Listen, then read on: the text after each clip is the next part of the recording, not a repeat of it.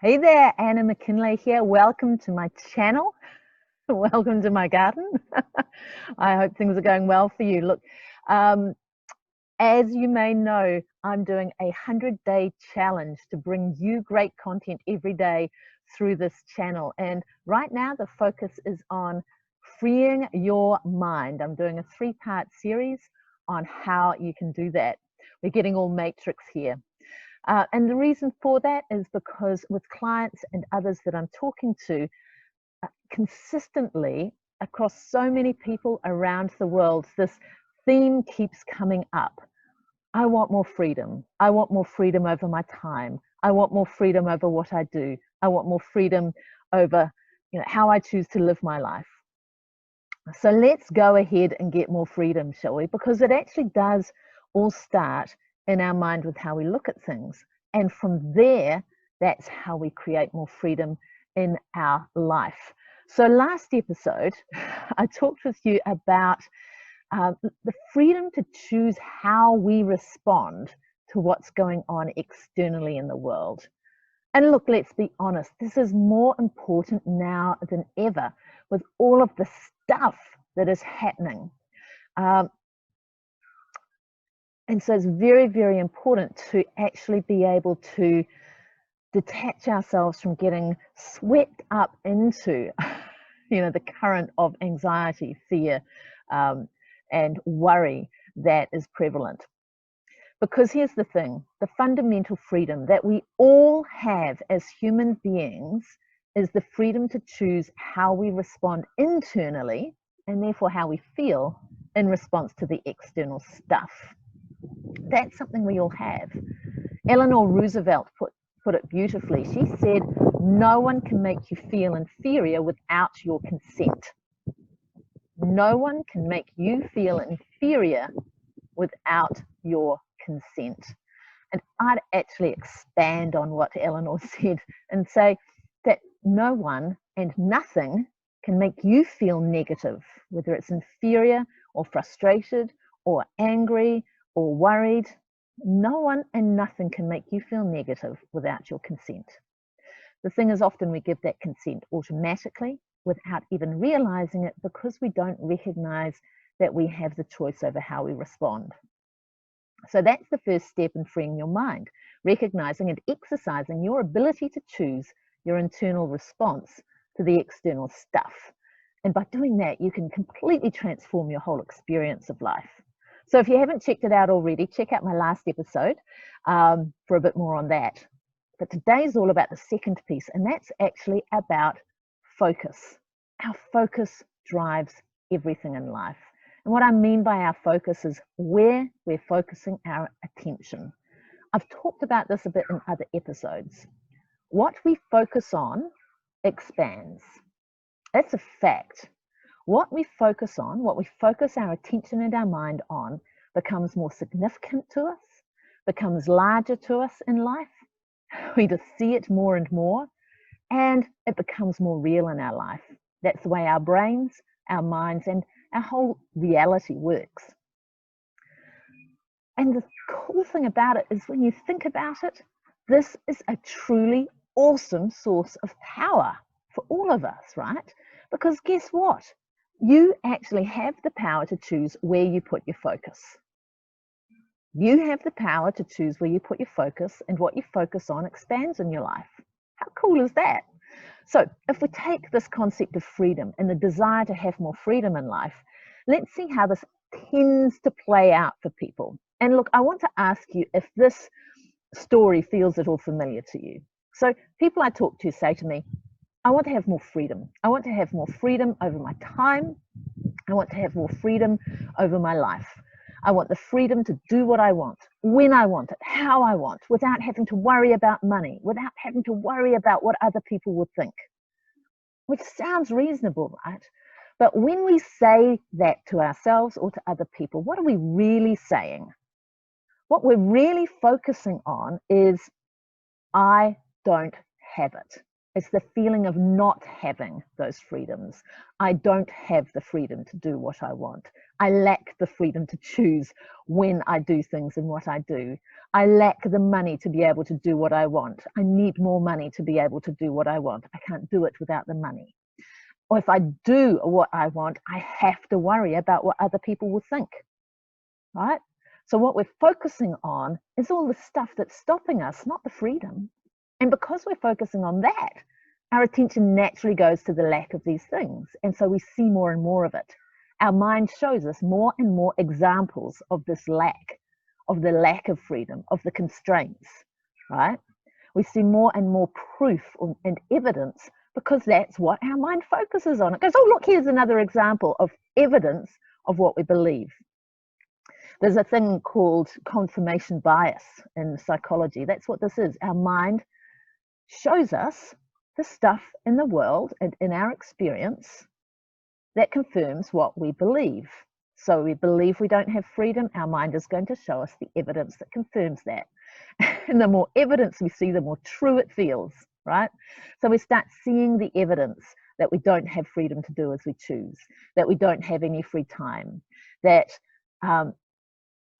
that people are asking us to do what they want at the time that they want, and we don't have the choices about it. We keep noticing that the things we want have a price tag that's beyond what's in our bank account. All of these types of things. And the more we notice it, the more we believe they're true. The more we believe they're true, the more we notice it. It becomes a self-fulfilling prophecy, right?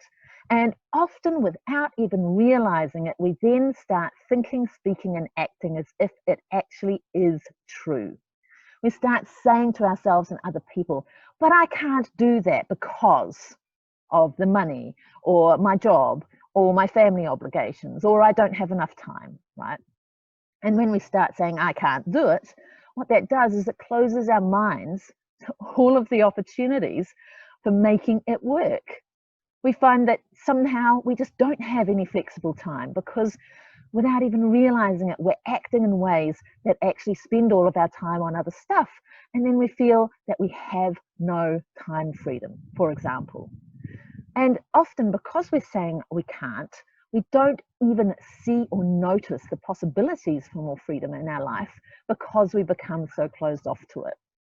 Or even if we do see them, we don't act on them because we just assume, well, this won't work for me because I can't, right? So is any of this resonating with you?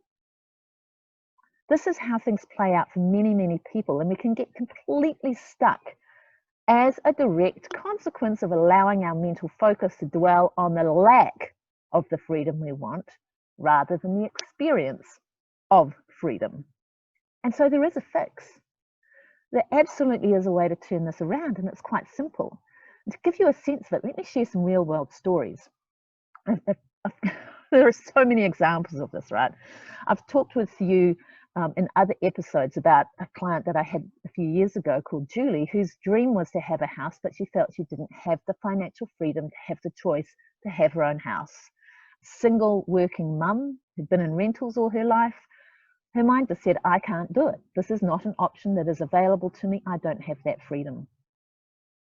Until she turned it around and said, well, okay, if I did set myself a goal to have a house, how could I do it and what would be my first steps?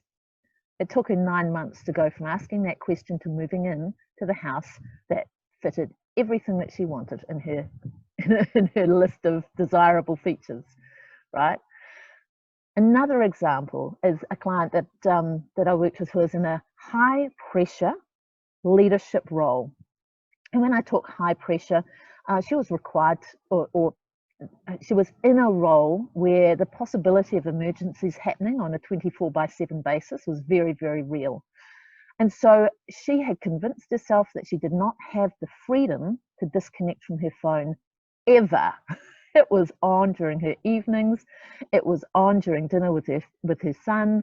It was affecting her relationships. It was constantly there. And so when calls came in, very, very, very seldom were they emergency calls, but interruptions would come, and it meant that she was never able to switch off from work. She never felt that she had the freedom over her own time and her own space, and it was causing a lot of stress. Well, guess what? She went, well, what would it look like if I did have the freedom to turn off my phone. How could I do that? What would make it work?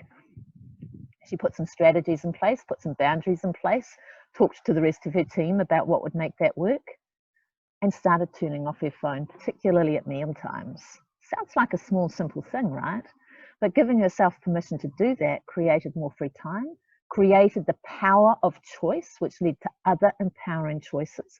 12 months later, her life was completely transformed. Her stress levels were, quote, totally transformed, as was her relationship with her son, because she started from changing the perspective and choosing to find the freedom to switch off her phone, even just for a limited period of time.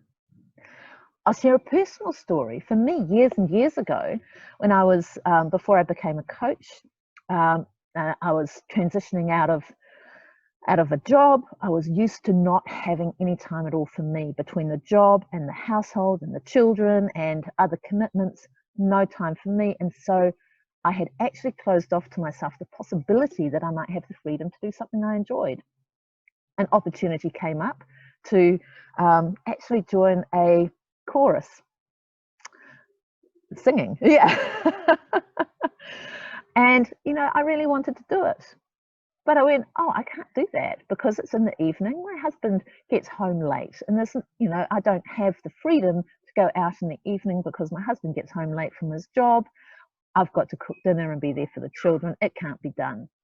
And so it went on for several months like that until actually I realized, well, the only person who's creating that limitation is me, because I assumed it couldn't be done. All it took was a conversation with my husband, him changing a couple of things one night a week in terms of his work schedule, and I had that freedom. The limit was coming from me and from what was going on in between my two ears. So look, there's just a few examples of how this plays out and how we can turn it around. And those examples probably give you an idea of how we can fix this, right? The solution is completely simple. Change your focus, change your perspective. It starts with how we address things in here, and then it plays out in how we then respond. So instead of saying, I can't because, ask yourself, how can I? Your mind will go looking for the answers to that question and will come up with ideas. If you let it, it will give you options for how you can create the choice and the freedom that you're looking for. An additional strategy, what we focus on expands. If you want to have more freedom in your life, focus on the freedom that you already have. Be aware of it, acknowledge it, recognize it, focus on that rather than the lack of freedom that might be in some parts of your life. So here's some examples. You might be going, Anna, you're crazy. I have no freedom. I have no freedom. That's the whole problem. Can't you see that?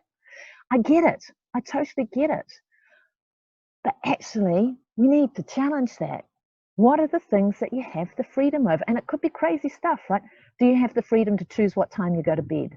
Do you have the freedom to choose what time you get up in the morning? Do you have the freedom to choose which shoe you put on first, your left or your right? Do you have the freedom to go and get yourself a drink if you want to? Do you have the freedom to choose what kind of drink? Water, tea, coffee, something else, etc., etc. We actually have a lot of freedoms in our life that often we overlook because they might seem so insignificant or because we take them for granted. The more we practice focusing on those freedoms, the more freedom we realize we have. And the more freedom we realize we have, the more real it feels. And the more we open ourselves up and our minds up to seeing and acting on the opportunities to create more freedom. Here's another example. A client of mine, as a result of the recent lockdown, realized that actually working from home for her has some benefits. She wouldn't want to do it all the time, but she was finding that actually she was getting more done in less time, fewer interruptions, and so on. And because she has been practicing, as we've been working together, the how can I perspective, she asked herself that question. She put a proposal to her boss to work from home for some days of the week, highlighting the benefits and how it will all work as a win-win. And guess what? Now she's got more freedom to choose to work where she wants. And she's got that balance that she was looking for. Your mind, as they say, is like a parachute. It needs to be open to work properly. So it starts with freeing your mind, opening yourself up to the possibilities, changing your perspective and focus, and saying, how can I have more freedom in life? So, hey, I hope that's inspired you. I hope that's given you some ideas. Have some fun, play with this, practice changing your focus, and create more focus on freedom and more freedom in your life. And I'd love to hear how that plays out with you. You're welcome to hop onto my Facebook page. The details are below. Post your comments on how this plays out, or post your comments on my YouTube channel if you prefer. Love to hear how this works out for you, and I will see you in the next episode. All right, bye for now.